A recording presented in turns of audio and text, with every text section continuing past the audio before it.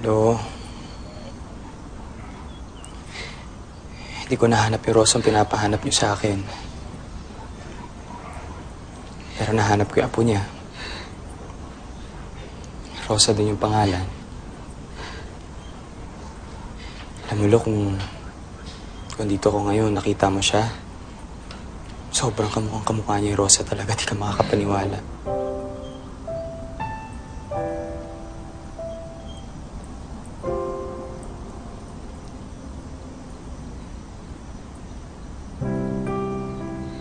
Okay ka lang?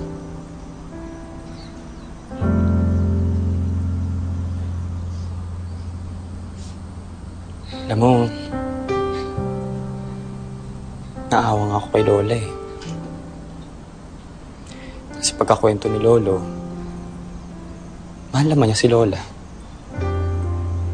Kaso hindi niya nga lang masuklian yung buong pagmamahal na binibigay ni Lola.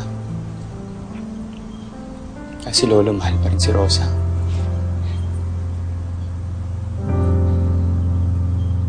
Hanggang kailan mo ako balang lukuhin, Tante? Sino yung Rosa na yan, ha? Pwede ba huminahon ka? Huminahon? Ha?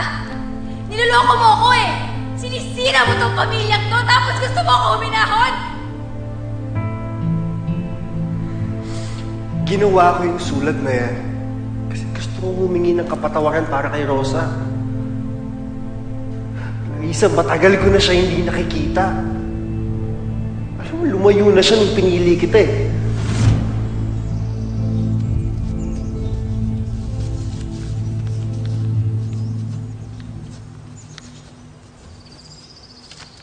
Mahal ko, Rosa.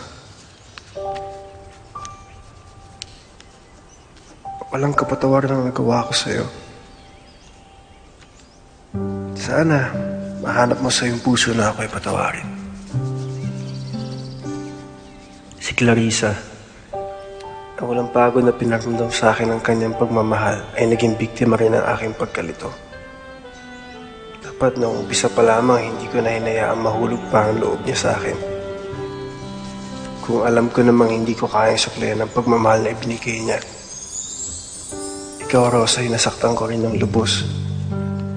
Gusto kong malaman mo na mahal kita. Sana'y mapatawad mo ako.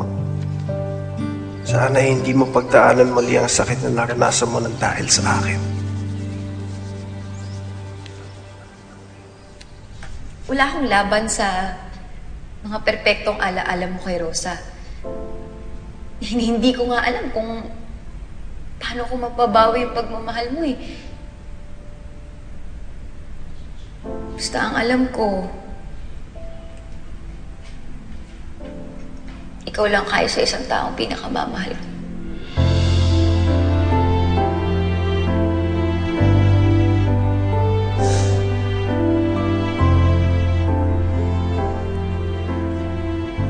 Mahal mo na ang kasalanan.